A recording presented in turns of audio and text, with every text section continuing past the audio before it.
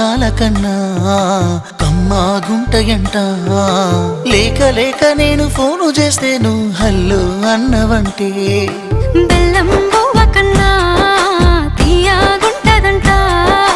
ఎన్నడూ నాడు ఫోను చేసే బాగున్నావన్నవంటే ఏడాది ఎండల్లో ఉంటేనై మోస్తున్న నా బతుకు కష్టాల